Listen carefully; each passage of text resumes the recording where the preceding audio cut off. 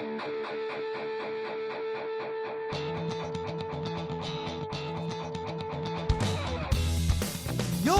listening to the Let's Go Buffalo podcast, your new favorite podcast for everything Bills and Sabres. What's going on, everybody? You're listening to the Let's Go Buffalo podcast, your new favorite podcast for all things Bills and Sabres. Now, you're going to notice something different about our intro here. I'm not Nigel, but today we're joined by a very special guest, our friend Dana Billings. Welcome. So much, guys. And as you will hear, I'm also not Nigel, but thanks so much for having me on. It's true. We're all going to do our best, though. And out there over there is Tom. Tom, how you doing today, pal? I'm good, boys. It's been a week. It's been some travel for a lot of us, for Dana and I, and just a lot of things going on. But I'm excited. It's gonna be a good hang. It was a busy day at school for me, but I was looking forward to sitting down and chilling and hanging out. So I'm excited. Yeah, this is the best way to end my workday. I'll say that. Right. Well, hey, before we get into it, quick reminder to follow our social media accounts. It's at Let's Go Buff Pod with 2 F's on Instagram and X. And yeah, let's get into it here, boys. Are you ready to crack a beer? I would. Let's do it. All right, ready? I'm gonna count us down. Countdown. 3, 2, 1. Ooh. Right. And Dana, right, as our guest. Whoa, Jinx. Tom Jinx, yeah. You want me to speak? Is that what you're saying about this beer here? I do. Yeah, tell us about it. What are you drinking? What do you like about it? Yeah. So this is the IPA from Cigar City Brewing. It's called High Ally. It's from Tampa, Florida. I had it a couple of years back and enjoyed it. And it's pretty clean, not super hazy, easy drinking, but still has a bunch of flavor. Yeah, that's about it. Excellent. Yeah, I like that brewery a lot. They're good. Tom, how about you? What's up? I have from Notch Brewing, Left of the Dial IPA. It's another Vermont beer, if anybody's surprised. So it's not something new. I haven't had it yet, so I'm very excited. I like it. The Notch is like a hiking area in Smuggler's area, Notch is a big touristy section of Vermont out in the western side of the state. But if anybody is a skier, they will recognize Smuggler's Notch.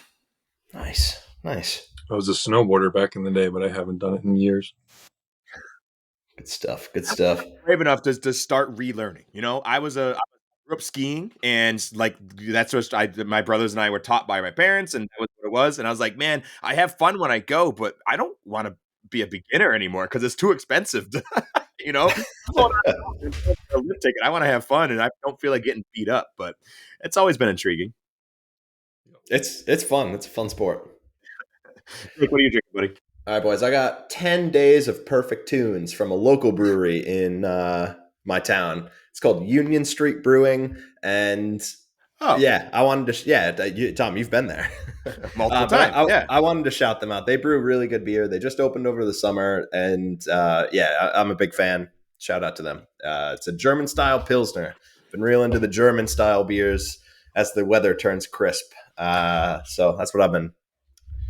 Hey, shout out Union Street Brewing. We would love to do a live podcast from your brewery. So absolutely, you can pay us in like 1 pint. You know, Yeah, we'll even pay for it. Just let us sit there and bask in it.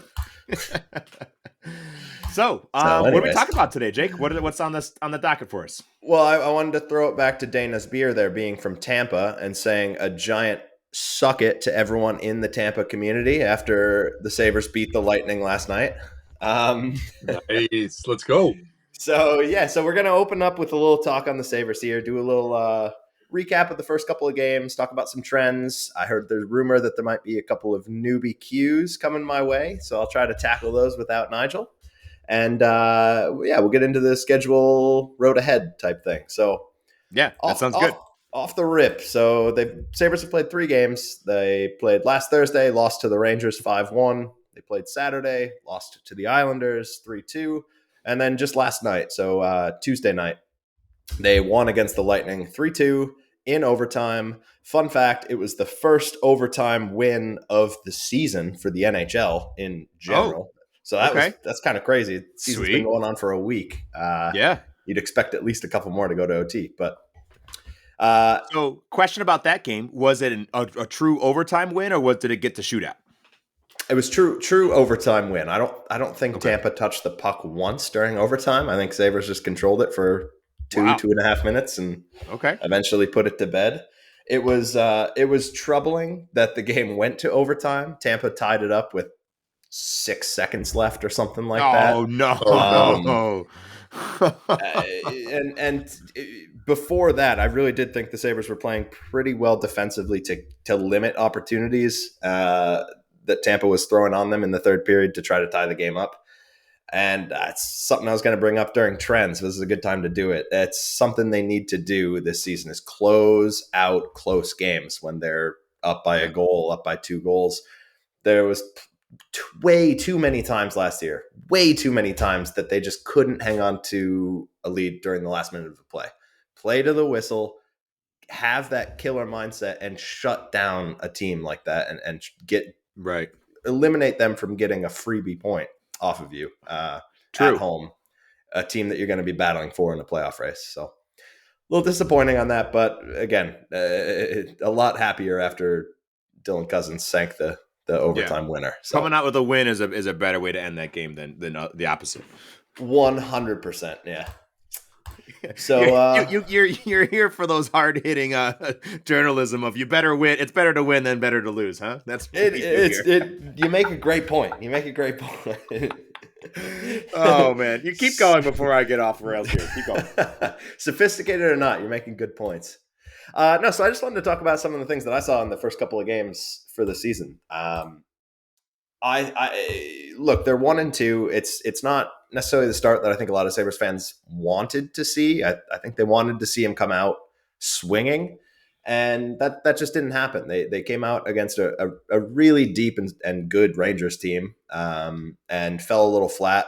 It was their home opener, Buffalo, and I think the pressure that they were putting on themselves was just sky high. And we talked about with the Bills before. What was that saying? Like, minus expectation equals reality. Help me out. Expectations minus reality equals disappointment. Mm-hmm. That's Well, a there was Bruce a Nolanism. lot. Yeah, thank you, Bruce.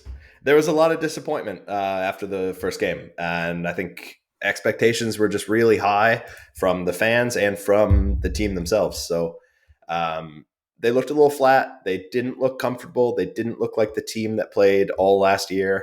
And it was evident they didn't play well. They deserved to lose. The Rangers are a fast and exciting and lethal team, and they proved it. And then a tough opponent in New York, Islanders, the following game, and again they looked a little bit more comfortable. Things started to come together a little bit more, but that team just stifles opportunities and has an excellent goaltender to bail them out. And just didn't come up. Losing 2 games in a row in the NHL is not great, but it's not the end of the world. Where you start to show concern is when you start losing 3 in a row and repeating that throughout the year. And look, Buffalo bounced back. They had a great game last night against Tampa, I thought. Had a lot more opportunities, took advantage of a team without their starting netminder, and got 2 points in the standings. And that's really what matters at this point. Now it's about stringing a couple games together like that, where you can look back and feel good about it despite the 0-2 start. so not exactly like 3-0, but it's trending in the right direction. I wanted to ask you about those 3 opponents that they first started with, though, because I am a hockey noob. Those 3 teams, are they, where are they in terms of skill level? Yeah, for sure. I'll go one by one. Rangers are a deep, skilled, talented team with an excellent goalie and excellent defense. So they are a clear playoff team in my eyes. They will make the playoffs without much trouble and will look to make some noise in the playoffs. The Islanders, I think, could be a bubble team depending on how their stars play and how much their goaltending bails them out. And then the Lightning obviously have been a the class of the NHL for the last many years. They are without their starting netminder, his name is Andrei Vasilevsky, and he's the best goal in the NHL for my money. So they're without him to start the year. However, they still have Hall of Fame killer talent and are a team that don't bet against the Lightning is the motto I go with all the time. And so yeah, they're a tricky team. One more time. Did you say netminder? Netminder, yeah, goalie, netminder, goaltender, the pillow boy. I don't know. There's a lot. I gotta learn all the terminology. So yeah, the lingo. That's a good one. A lot of funny phrases we can throw around there. So yeah, I mean, a tough stretch to start the season for sure. But I think there's some good things to take away from that. So I want to talk about a couple of trends that I saw. I think people that are saying, well, why aren't they scoring like they did last year? Come on, like put the puck in. The goals will come. I would preach patience. Currently, through 3 games, the team is shooting at a 7% clip. So of the shots that are shots on goal, 7% of them have been goals. The team last year was shooting at about an 11% clip. And the NHL average year to year is usually somewhere between 9, 10, 10.5%, something like that. So progression to the mean is almost inevitable. Especially when you have your biggest goal scoring threat is Tage Thompson. He's got 12 shots on net and 0 goals. That's not going to continue. He's gonna hit the net. He's gonna hone in and start potting goals. So remain potting calm. The netminder. He's gonna pot the netminder. Now we're just making up phrases. And I think you are. Well, yeah, that's true. I do that all the time. I just pass it off like other people are. I'm sorry. The other things I wanted to touch on. It's troubling, but I'm not panicked about it yet. Is the power play? They've had 10 chances to score on a power play. Dana or Tom, any guesses on how many power play goals they've scored? 10 chances. They had 10 chances. 10 chances. Well, that means the other team's down a player, right? So, correct. I'd say you'd want at least half of them. Let's say 5. All right, Tom, your guess. I'm gonna go with your level of disappointment. I'm gonna go with 1. Okay, great. Well, I and the Sabres have surpassed all expectations and have 0 power play goals so far. Okay, now also going to progress to the mean. Exactly. What's the normal percentage of an acceptable goal on power play? A good power play, I would put they score 75 to 80% of the time.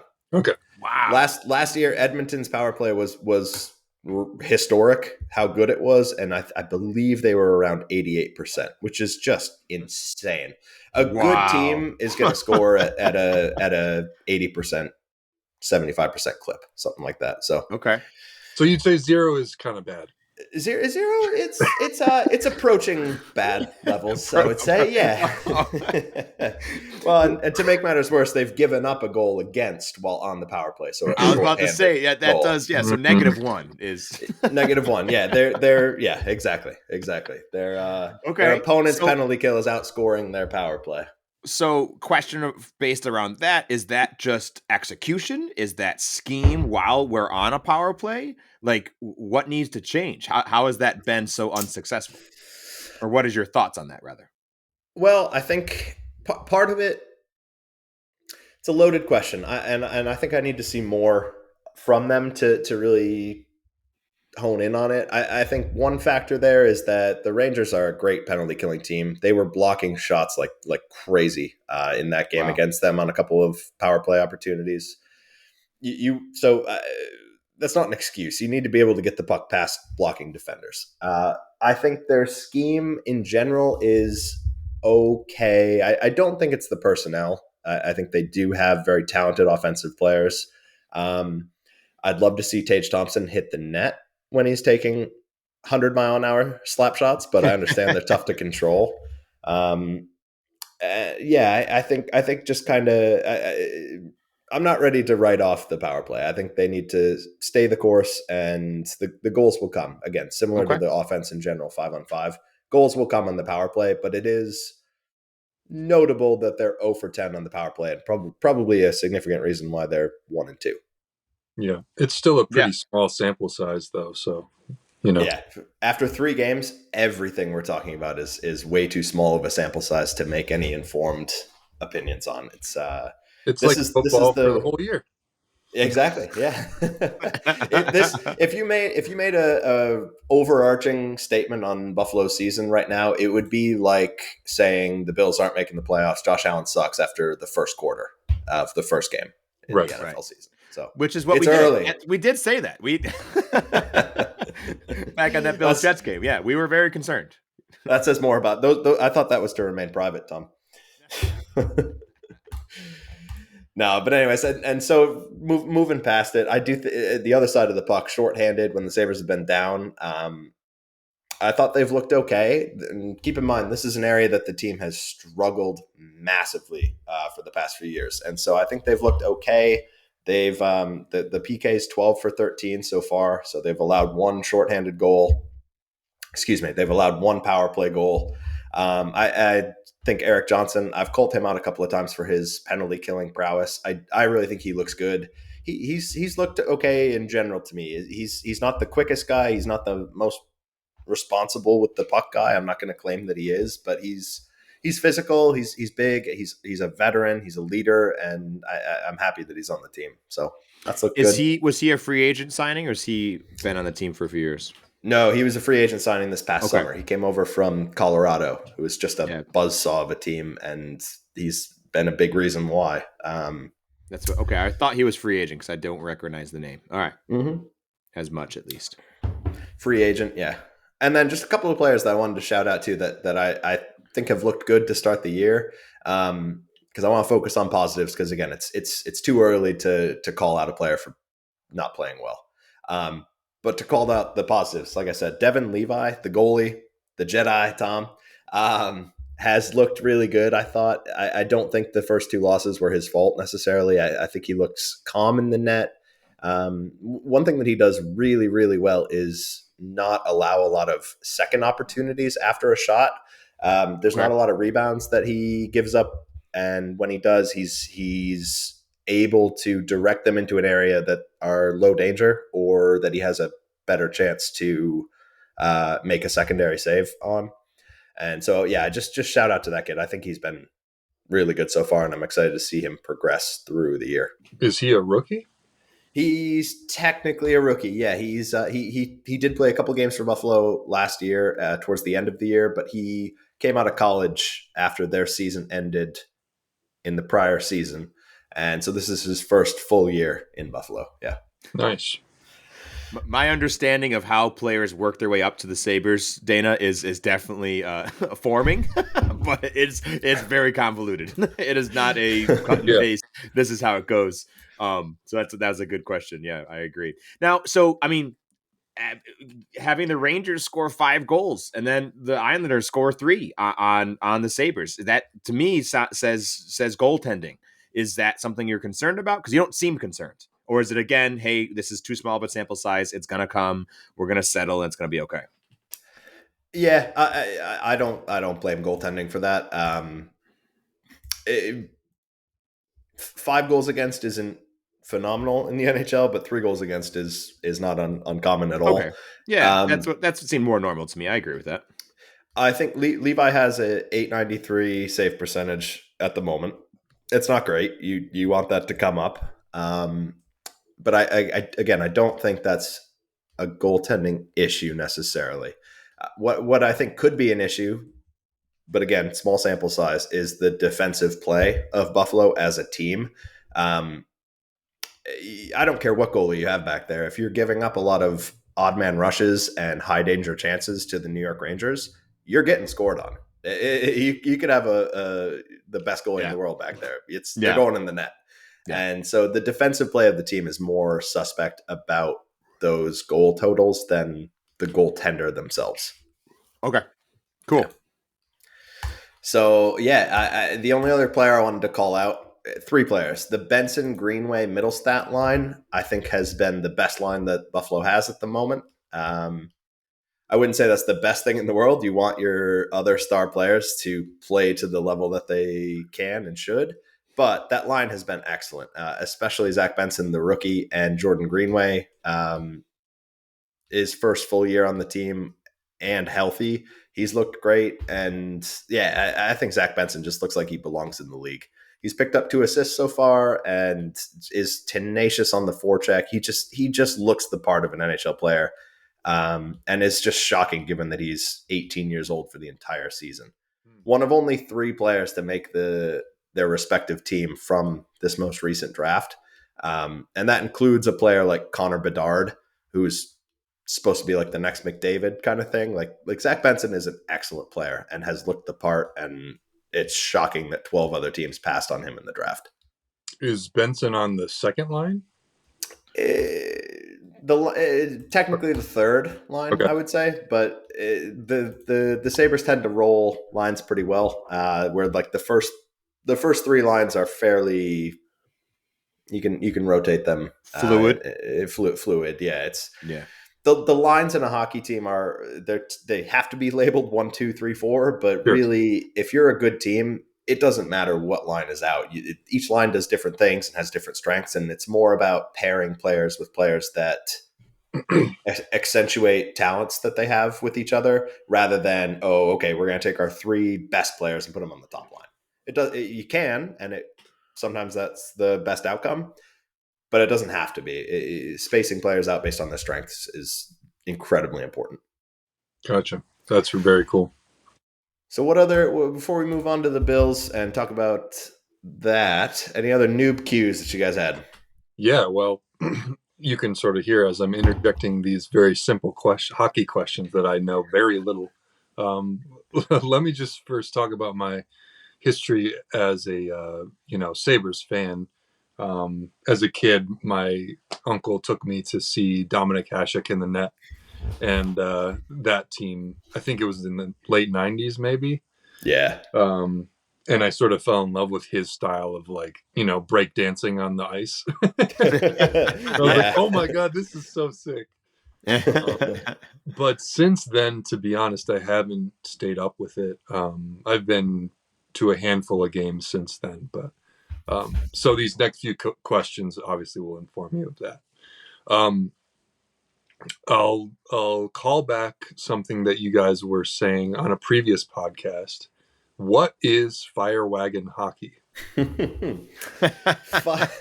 Fire Wagon hockey is a made-up term, pretty much, but to describe the way certain teams I'm noticing play. a trend. Yeah, well, yeah. They're not official terms. You're not going to find them in the stat books, but I think it is descriptive of the way they play. So if you had on the top of a hill a wagon full of hay and you lit it on fire and kicked it and it rolled down the hill, chaos, right? Complete chaos, but holy shit, is it kind of fun to watch it. Sure. That's the Sabres. Yeah, that's how the Sabres play. And so painting that picture. A t-shirt idea. That's a t-shirt idea right there. But painting that picture. Put Jake on the wagon. I'm on the wagon, 100%. So in more technical terms, what the Sabres do and how they play is they push the pace of the game a lot, and that happens in both directions of the ice. They are very quick at pushing the puck into the offensive zone of the other team, and like to score off of the rush rather than cycling the puck around within the zone. They're breaking the puck out from their own end into the other end and getting a quick shot and trying to score off of that rush play. It goes back the other way too, though, because they're so aggressive pushing the puck that way. They get caught a lot on odd man rushes, breakaways, where other teams then take advantage of countering their aggressive and quick play and going back the other way, which is exactly why I said that the goalies aren't necessarily to blame, because they're giving up a lot of opportunities, but they're also getting a lot of opportunities offensively. So Yeah. In summary, there are some teams that try to lock it down and limit chances at both ends, but the Sabres turn that on its head and say, you know what? No, we're going to give up some chances, but we're also going to get some chances. Pushing the offensive envelope rather than kind of playing scared in a way. Exactly. Yeah. Pushing the offensive envelope, often at the expense of the defensive side of the puck. Gotcha. Cool. Here's one, just when you guys were talking about the draft a few pods ago. So in the NFL, there's the draft, and around 40-ish rookies by game one will start for their teams. I was just wondering, I guess, what's the process with that? Because it sounds like there is a very different process with the hockey draft. And if they even do start for their teams, what percentage of players drafted that year even do start? Yeah, it's much more rare for a player drafted in that draft to play games in the NHL that season. So like I said, this past draft, 2023, only 3 players from that draft are playing in the league right now. 3? You said 3? 1, 2, 3. 3. 3. Yeah. Okay. Yeah. It's crazy, right? Out of how many people picked? There's 7 rounds and 32 teams, so my math isn't very good despite being an accountant. But that's amazing. Yeah, so what's that, like 220 or something like that? Sure. So a lot of players get returned to their junior hockey teams, to their European teams, to their college teams to continue developing. So it's very rare for a player to come into the NHL as an 18-year-old. It's a men's league. It is by no means a developmental league. When you're good enough to play in the NHL, you can play in the NHL. Until that point, you are going to get exposed, worn down, and dejected out of the league. It's a testament to how much skill and tenacity this Zach Benson kid has that he's able to stick with the team. That's awesome. I guess follow-up would be so they're just sort of picking for the rights of this player, right? So how long do they have them in contract once they pick them? Yeah, exactly. They're hanging on to rights. There's a lot of nuance with that. In general, they have a couple of years to sign them to an entry-level deal. Otherwise, they can re-enter the draft. Once signed to an entry-level deal, you can be drafted multiple times? Yes, sir. You can. It's happened. It's happened. Man, oh my goodness. Okay, keep going. So and that's the thing, because they're so young. So Tom, if you're picked at 18 years old and your team strings you along until you're 20 and they don't sign you yet, you can re-enter the draft. There's nuance to that. Maybe we bring that up on a future podcast, but sure. Yeah. You can be drafted more than one time. Yeah. I'm not saying it's a good system, but that's the system that we're operating under.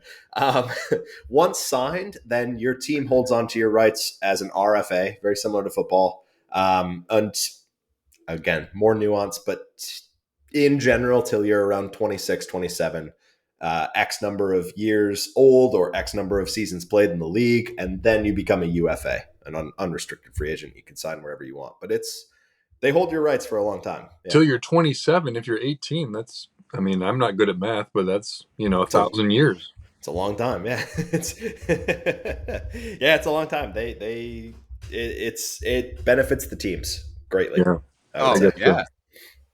Yeah. Interesting. Absolutely it does. Huh. Okay.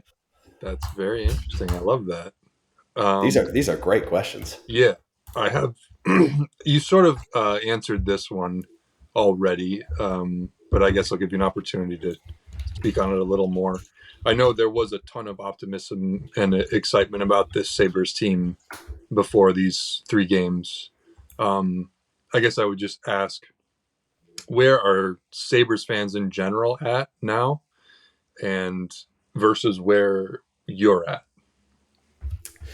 I would hope that many Sabres fans are also preaching patience, but I've also interacted with many Buffalo sports fans to know that there's probably some, fire the GM, fire the coach. This team sucks. They're not going Sell the anywhere. team. Find somebody to put the puck in the net. Like they're all washed up. Yeah. But no, I think that's probably where some fans are, and it's not undeserved given how this team has performed over the past 12 years since they've made the playoffs. However, where I'm at, it's 3 games. It's 3 games. They're 1-2. It's a long season. There's 79 more games to go. It does not matter if you lose a game. It doesn't matter if you lose 2 games in a row. Even it's how you respond. It's what wins can you string together and avoid having multi-game losing streaks. That's what's killed Buffalo in prior years. Even last year, just to give you an example of last year, they had an 8-game losing streak in the fall when Matthias Samuelsson and a couple other players went down. Those 8 games, they lost the playoffs by 1 point. If they got to overtime in one of those games, they make the playoffs. So it's not about what games you lose. It's about how you respond to losing. And I think they played really well last night. They wanted the win. They played better than Tampa. Now I'm looking for where they go in the road ahead to continue proving that and stringing some wins together. So that's probably a good segue to just real quick touch on the road ahead for Buffalo. So you'll hear this on Thursday morning, Thursday, October 19th. Sabres play that night in Buffalo against Calgary. They host the Islanders on Saturday. They host Montreal on Monday, and then they're at Ottawa on Tuesday night. So those 4 games, there's some tough opponents in there. Sorry, Montreal, you're not one of them. But so a rematch against the Islanders in there, I think is important. I think they'll bounce back and play well at home. I think they'll want the win in that one. I'd say that's a win. Calgary's a tough team, and Ottawa also is a tough team. So there's some good opponents in there. Funny that all the Canadian teams are tough. Well, Montreal is not tough. Montreal's had some rough luck. I think that's an absolute must-win game just because of how bad Montreal's roster is at the moment. And it's a division opponent. You got to win that game. And I think Ottawa, another divisional game, is another one that you got to look good and put up a fight. And I'm hoping they can come away with the win on that one. Set that wagon on fire. Yeah, set it on fire and push it down. Yeah. So and they're a divisional opponent too, right? The Maple Leafs. Well, Maple Leafs are Toronto. They're not playing them yet. Thank you. Okay, I got you. Ottawa is also a divisional opponent. Yeah, and Ottawa Senators is their name. So yeah, I'm hoping for at minimum a 2-1-1 stretch there to end that stretch at 3-3-1 at minimum. I'd love to see 4-0. Who am I kidding? Because after that stretch, they're playing New Jersey and Colorado. So absolutely buckle up for those 2 teams. They're both. I mean, those could be the top teams in each conference this year. I wouldn't be surprised at all by that. And we'll see where they go. But that's the road ahead for the Sabres. We're wish them all the best and hope they continue what they started on Tuesday night against the Lightning. And I think we should move on to our football throwing friends. What do you guys think? Yeah, sounds good. Let's do it. Tom, so you two were at the game. Let's walk through it. Talk me through your heart rate during the game. Well, probably not healthy. My doctor probably wouldn't approve. But the Bills survived the New York Giants 14-9 on Sunday night, 8:00, 8:15 Sunday night football game. Dana and I were there along with Nigel. And it was a great day. I'd love to kind of eventually touch on game day and kind of what that was like and how much fun we had. But I think the big thing for me walking out of this game, is that a win is a win, and you got to win the ugly ones too, right? Like I think this is part of the process. We've seen the Chiefs go in and drop games and win ugly games in the same way. Heck, this past weekend, right? They played Thursday night against Denver, and they won an ugly game against Denver. There's other good teams who dropped games this weekend, and thankfully the Bills dropped a game but didn't lose it.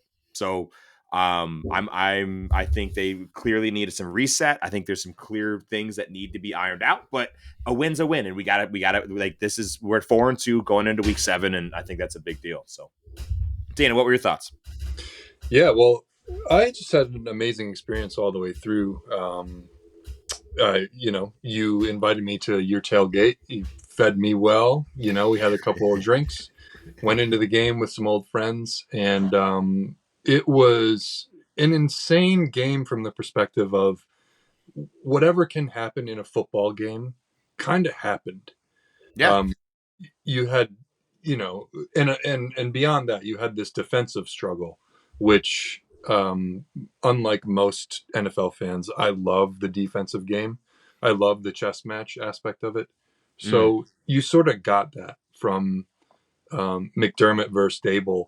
And then, Dable having the inside scoop on what Josh's easy buttons are and taking those away and sort of seeing how each team sort of reacted.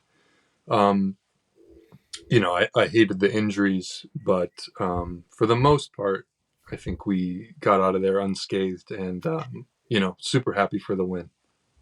Yeah, agreed. Yeah, that is big news. Damien Harris, we all saw go down. Us being in the stadium, for those of you who may or may not have gone to a game, they don't always tell us when we're in the stadium. Like we didn't know. We had other people behind us saying, "Oh, my girlfriend said that it's Damien Harris." They never told us. So thankfully, he did go to the hospital that night. But it was home on Monday with some neck pain and concussion protocol. But which is a big deal and not nothing. But at least we avoided anything bigger than that. So that's a big thing. It was just as scary on TV. Like, yeah, you knew who it was, but they didn't tell you much. You see the ambulance on the field, and you see the camera pan away, and the somber announcer saying, "We're gonna step away. We'll be back in a moment." Like we've been there before, so it's scary, and you hate to see it. Right. So yeah, but glad he's okay. I saw he's fine. After the weekend. So I was trying to kind of think of through. I like to kind of categorize it in things we liked, things we maybe didn't like. I do like the fact that Stephon Diggs came out and was clearly the big offensive drive, right? He was more than half of the passing yards went to Stephon Diggs. Tons of the targets. I haven't seen the stats. I don't remember that off the top of my head, but probably more than half of the targets went to Diggs. So that was a big deal, but I do like that our, Deontay Hardy, Quentin Morris, like two maybe auxiliary weapons, they stepped up and they were answers when we needed them in the red zone. So that was cool to see the Bills start to lean on them when they did, even though I kind of wish we saw more than just Stephon Diggs be featured. I think that would have helped the offense be more productive. But I think to Dana's point a second ago, I think Dable kind of knew what Josh was looking for and maybe took some of those easy answers away.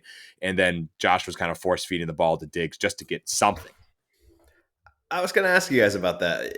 Dable having probably the best knowledge of Josh Allen from anyone not in the Bills organization. How much does that play in? Are there things that you saw in the Giants game plan where you're like, ooh, that it was specifically meant to negate Josh Allen's effectiveness? Like, what are your thoughts on that? Like, how much that plays in? Yeah, for me, there was a ton of zone, and to me that says that Dable's not gonna give Josh easy running lanes. So when everyone's looking, forward at the offensive line, you can sort of see and survey where Josh is at all times. So there isn't an easy lane like when you're in man and your back's facing the wide receiver that you're trying to cover. So that was one thing. And then, I think it mattered. I wouldn't say it was huge, but it wasn't nothing at the same time. Right. They at least knew what he knew. He knew what Josh was looking for, right? Because it's honestly a very similar offense. Dable left. Ken Dorsey was the quarterback's coach and moved up to offensive coordinator, but they were within the same system. So when Ken Dorsey took over, it wasn't a complete overhaul. It was, okay, we're going to adopt the same system. There was tweaks. There's definitely changes, but it was largely the same system. So, honestly, it's largely the same system that the Giants try to run, right? It's at least that Dable probably brought over, I would imagine. And it's also, Joe Marino talked about it today on Locked On Bills, that it's the same defense that the Giants defense practices against for the last 2 years. Like right? They same offense, excuse me, the same offense that the Yeah. Giants defense. These Dable's offense. So that's probably played into it, right? It gave some familiarity, which was cool. I'll get one more thing to add if you don't mind. Yeah, please do. I think one other aspect of this that is not being talked about enough is the offense for the Bills is supposed to be this Big 12 personnel, right? We didn't have Dalton Kincaid for this game.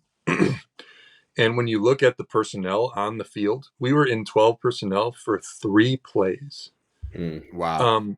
And that's not counting Gilliam as a tight end, but maybe it was actually 12 with Gilliam. I'm not sure.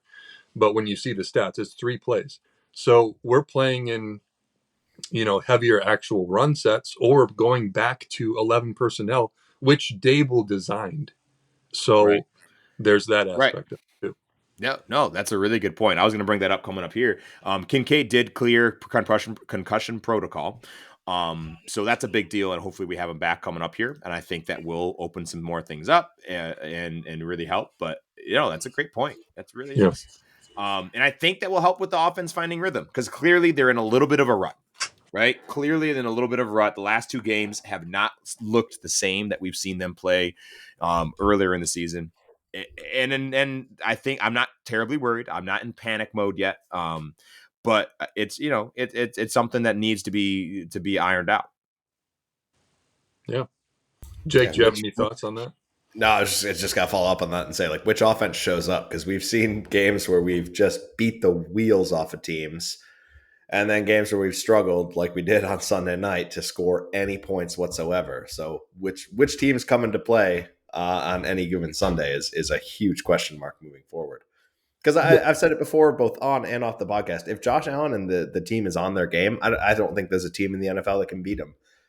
But man, when they're not on their game, it is tough. I came away from that game. I closed my computer after the game on Sunday and I was beat. It wasn't like, yay, we won. I was like, oh, Jesus fucking Christ, thank God that's over. It was tough to watch. I'm not gonna lie. Same feeling in the stadium. Yeah, I'll tell you. I was wondering if we could swear on this publication, but I guess that gave me the answer. Yeah, there it is. Yeah, we try to avoid it, but man, there's some. It's a nice way to punctuate your point, Artistic license. License. Exactly. I guess one more thing I'll add is, even when they are on their game in terms of all of the variables that they can control, it goes back to execution. And, we've seen the Bills early on in games sort of get in a rut. Like, there's a fumble here, there's a drop pass there, there's a, skunked run for 2 yards on second down there. And I think going forward, something that the Bills will need to do is just be more consistent. And also, even if they are getting stumped early on, how are they going to adjust? Because I don't know, say what you will about Dorsey, whether he's not calling or calling the right plays at the right times. At the end of the day, when you look at the tape, for the most part, there are plays to be made. So yeah, it's just about when you make those plays in those high pressure situations. Right. It's either Josh making the right read or the wide receiver or running back making the right call and being more consistent with that. I agree with that. And honestly, I think setting themselves up so that they can withstand a bad play and then not be, okay, now this is going to be a 3 and out, like make it, okay, one bad play is fine, but let's get back on this horse and get back in there. So that's gonna be a big deal. Kind of looking forward, we then have Bills versus Patriots this weekend. First time we're going to New England. And this is the first time. I just saw a stat while I was perusing Twitter before our podcast tonight. This is the largest deficit. Bills are favored by 9 at away versus the Patriots. This is the largest at-home deficit that the Patriots have ever had since before Tom Brady. So we've been here before because we were very heavily favored going into this Giants game too. So I don't know if we should put much emphasis on that, but it's this is a flailing New England Patriots. Dana, question for you: what has to go right for us to feel good going through into this game and coming out of it, and for the Bills to come away with the win? Yeah, it's a silly answer, but I think it's correct. When you're playing a team like this, you got to take care of the ball. If you don't have any, unforced errors, and you take care of the ball, I think you come away with this win. It's that simple for me. No, that's not silly at all. When we were talking about hockey, we said more goals is better than less goals, right? So, yeah, true. We're just very stoic here. We're really drilled down to the very simplistic and simple answers. It's Occam's razor kind of thing, right? Yeah. I will say I haven't done as much research on the New England Patriots team this year, so maybe you have better insight than that. I don't have a ton, other than I just live up in New England, and my wife is a New England Patriots fan, and my friends are New England Patriots fans, so they're definitely suffering. And I think karma is a sweet, sweet bitch. And Tom's friend count just went down. Tom, careful. But your marriage you're talking about. That is true. That is true. But if Katie makes it this far, 45 minutes, 46 minutes into the podcast, I'll be impressed. I think that says more about this saving my marriage than not. But I think it's just that they don't have answers, right? They don't have the offensive weapons that are helping Mac Jones out. I've talked about this, and I actually was curious. I thought about trying to have one of my New England Patriots friends on before we played them, and they kind of all shied away at this point in the season. But I think Mac Jones could have been successful had Bill Belichick set him up with weapons.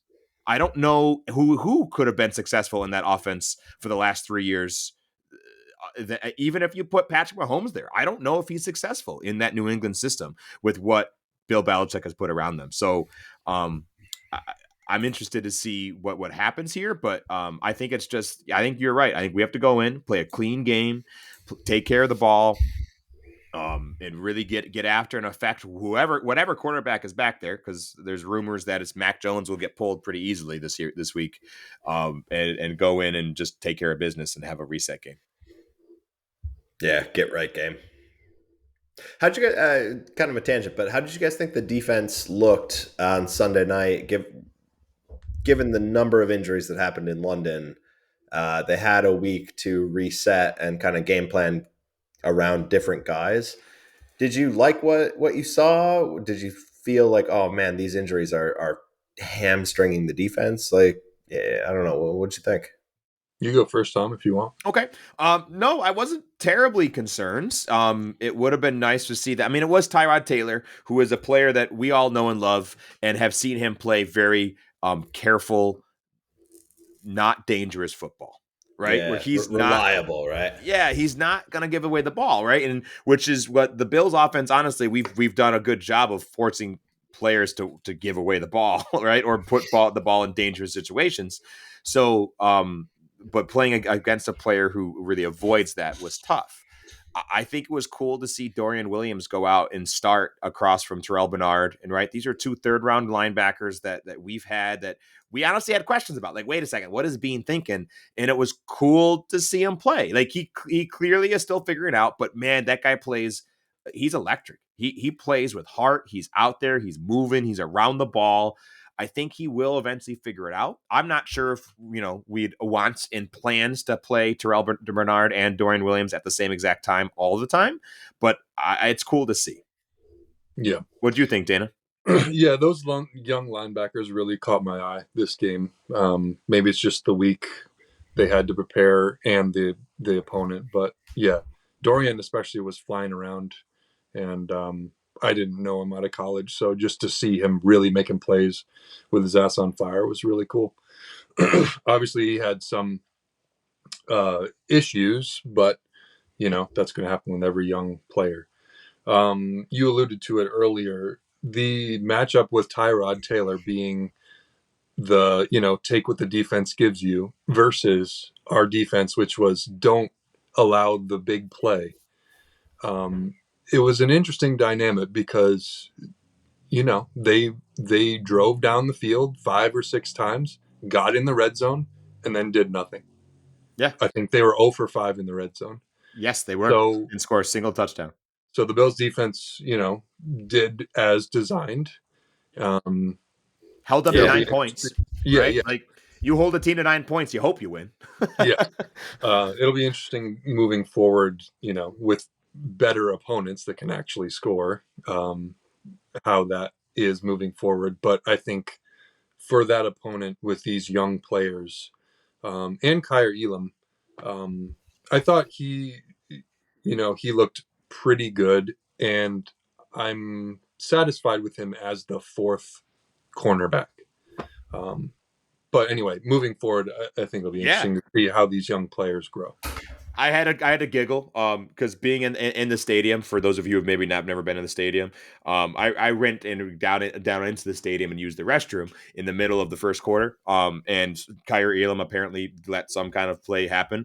And oh my God, you heard the best of the best. It was everything you could imagine somebody would say nasty about Kyer Elam. It was screams across the peeing troughs. So. Those words we can't say on the podcast. No, those ones we'll keep to ourselves. Right. But it was like, okay, this is where everybody's at with Kyer Elam. And I agree. We have to remember he's the fourth option. He is the fourth option. Hopefully he improves and becomes a better fourth or maybe third or second option. But he's the fourth option, and what we have, right? We have Tre'Davious White, possibly all pro, past all pro cornerback, excuse me, down. Like it's gonna look different. It has to. So before we kind of close out and run things kind of and put a little bow on this podcast, I kind of wanted to get your opinion, Dana. What are your overarching thoughts of the season so far? Where are we at? What do you see going forward? This is kind of we're a third of the way through the NFL season, folks. Like, this is it. It always flies. So what are your thoughts, Dana? What are you thinking so far? Yeah. So as a Buffalo Bills fan that I've been for basically my whole life, I love watching the games on Sunday. I think this team is awesome. I look forward to every Sunday when I can watch this team. And I think for me, it's as we started this podcast with, which is it's all about your perspective and your expectations. For different people will have different expectations, but for me, as long as the Bills are competitive, I have a good time. And one team makes the Super Bowl every year, so I guess I would just urge everybody to just enjoy the ride. Football is a game that is highly influenced by variance and chance and luck. Even if you have the best team, you still need everything to go right to be 1 out of 32. So, when they get stopped on second down or, stopped on third down because Gabe Davis gets the ball punched out or whatever the case may be, let's just take a breath. There's always another series. I've been waiting my whole life to watch a team like this and a quarterback like this for Buffalo, and I'm just trying to enjoy it. So, I'm into this team, and we'll see what happens. Dude, yeah, man, you've nailed it. Like, that's it. Well put. Right? We gotta soak it in. We gotta we gotta enjoy it. So that was very well put. Thank you. So, any other final thoughts from either of you guys, or should we land this thing? I think we should predict a score a little bit before we land, that's right. land the ship. Oh, yeah, predictions. Okay. Jake, do you have a good one, or do you need a second for your scoregami calculator? I do want that, I'm sure you know, but no, I'm ready. I think the Bills win. I think the Pats are flailing and not well positioned at the moment. I don't. I'm waffling now. I'm just gonna throw the first numbers that come out into my brain. 29-16. Okay. Bills. Okay, good clarification.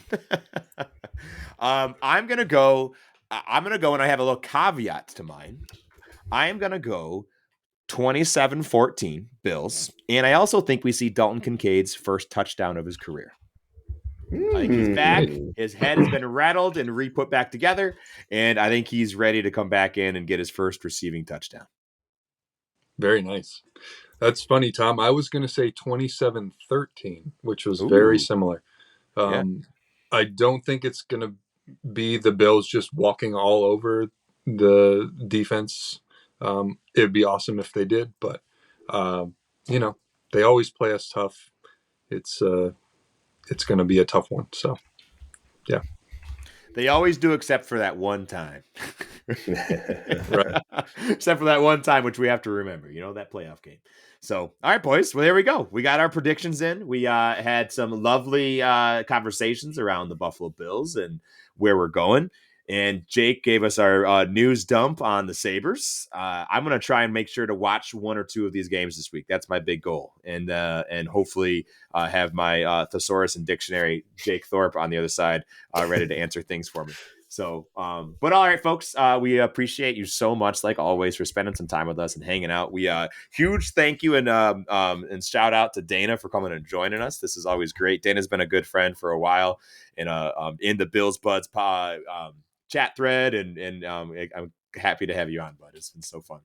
So thank you all. And it would mean a lot to us if you would please share this episode, give us a like, give us a follow. You can find us on Instagram and X at Let's Go Buffalo Pod.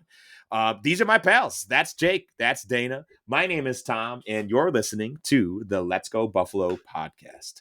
We're sending you love wherever you are. Go Bills, go Sabres. Let's go Buffalo.